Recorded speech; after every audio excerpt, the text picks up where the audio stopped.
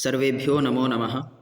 अद्य वयं कक्षा अष्टम्याः द्वादशः पाठः त्रयः धूर्ताः एतं पाठं पठामः। आज हम कक्षा आठवें के 12वां पाठ त्रयः धूर्ता इस पाठ को पढ़ते हैं। त्रयः शब्द का अर्थ तीन, धूर्ताः माने धूर्त व्यक्ति, दुष्ट लोग, तीन दुष्ट लोग हैं। कस्मिंश्चित् ग्रामे एकः मेषपालकः वसति स्म। किसी गांव में एक मेषपालक, मेषपालक शब्द का अर्थ होता है भेड़ बकरियों को पालने वाला, रहता था। सः अतीव निर्धनः आसीत्, और वह बहुत ज़्यादा निर्धन था। कदाचित् सः ग्रामांतरं गतवान्, और कभी वह किसी अन्य गांव को गया। तत्रत्यः भूस्वामी अतीव दयालुः आसीत्। सः तस्मै मेषपालकाय दानरूपेण एकम् उत्तमम् अजं दत्तवान्। तो जब वहाँ का जो भूस्वामी था वह बहुत दयालु था, और उन्होंने उस मेषपालक को, जो भेड़ बकरियां पालने वाले को,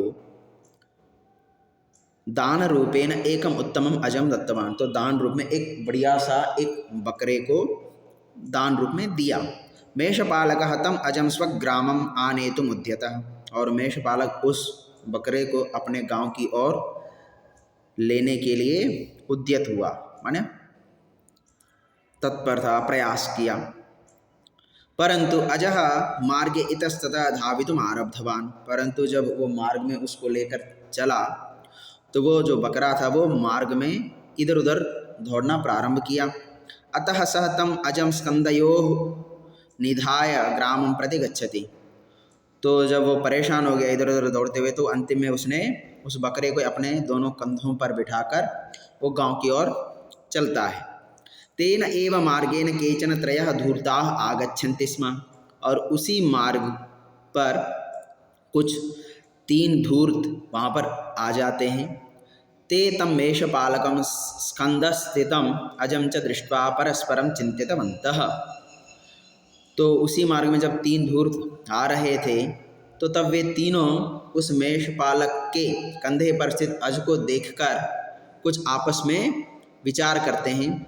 कथंचित एतं वंचयित्वा अजम अपहराम इति, किसी भी प्रकार से वंचयित्वा माने इसको धोखा देकर इस अज जो बकरा है उसको हमें छीनना है, अपहरण करना है, ऐसा।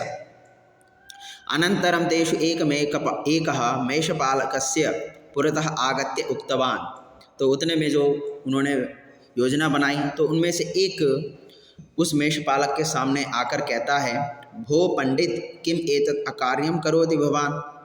तो एक आकर कहता है, हे पंडित, पंडित शब्द का अर्थ यहाँ पर वो समझदार व्यक्ति, क्या ये आप गलत काम कर रहे हो? शुनकम वहति खलु, और कुत्ते को डो रहे हो।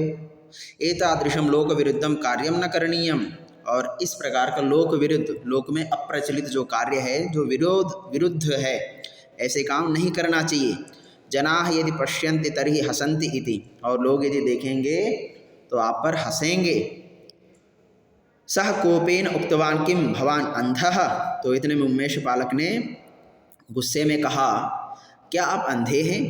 अजम शुनकः इति वदति खलु, और बकरे को आप कुत्ता कह रहे हो, ऐसा बोला। कोपम मा करोतु श्रीमन्, भवान यथा इच्छति तथैव करोतु। भवतः स्कंदे स्थितः तु शुनकः एव न तो अजः इति उक्त्वा सः धूर्तः गतवान्। तो उसने कहा कि भाई गुस्सा मत करो महाशय जी, आप जैसा सोचते हैं वैसे ही करिए, कोई दिक्कत नहीं, परंतु भवतः स्कंदे, आपके कंधे पर जो स्थित है वह शुनक ही है, अर्थात कुत्ता ही है, ना कि बकरा। ऐसा कह के वह धूर्त चला गया। किंचित कालानंतरम द्वितीयः धूर्तः आगतवान्, कुछ समय के पश्चात फिर दूसरा धूर्त आ गया। सः अपि तं दृष्ट्वा साश्चर्यं पृष्टवान्, भो किं भवान् मूर्खः मृतवत्सं स्कंदे वहति खलु। तो दूसरा आकर कहता है, और उसको देखकर सः अपि तं दृष्ट्वा, वह भी उस कंधे पर बैठे हुए बकरे को ही देखकर आश्चर्यपूर्वक पूछा, किम भवान मूर्खः, क्या आप मूर्ख हैं? मृतवत्सम, मृतवत्सम शब्द का अर्थ मरा हुआ बछड़ा, मरा हुआ बछड़े को कंधे पर बिठाकर ले चल रहे हो, डो रहे हो। एतत् शास्त्र विरुद्धम न वा, ये बताइए गलत है कि नहीं, ये शास्त्रों का विरुद्ध है कि नहीं। किमर्थम भवान एवं करोति इति, आप ऐसा क्यों कर रहे हैं, किस लिए कर रहे हैं। इदानीं मेषपालकस्य मनसि संशयः उत्पन्नः, तो जब उसने देखा कि भाई लोग कुछ अलग अलग ही कह रहे हैं, तो अब उसके मन में संशय शंका उत्पन्न हुई। तथापि सा उक्तवान किम भो भवान अभी अंधः वा, तो उतने मेषपालक ने कहा क्या आप भी अंधे हैं।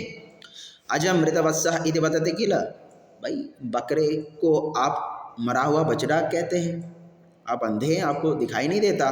तो इतने में धूर्तः अवदत्, तो धूर्त कहता है क्षम्यताम, क्षमा कीजिए, अहम तो वस्तु स्थितिम एव उक्तवान, मैं तो जो वस्तु स्थिति माने जो आपके कंधे पर है मैं उसी को बोल रहा हूँ, कोई अन्यथा और अलग से मैं कुछ नहीं बता रहा हूँ।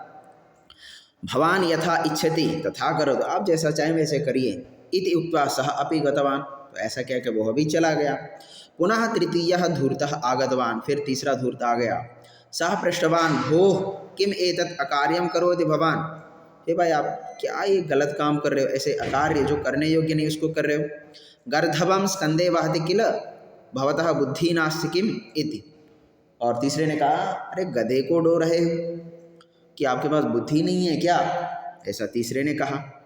तदा स मेषपालकः चिन्तितवान् मम स्कंदे अन्य प्राणी एव अस्ति इति भाति, तो तब मेषपालक ने सोचा कि भाई मेरे कंधे पर तो कोई अन्य प्राणी ही है, ऐसा लगता है, प्रतीत हो रहा है लोगों को।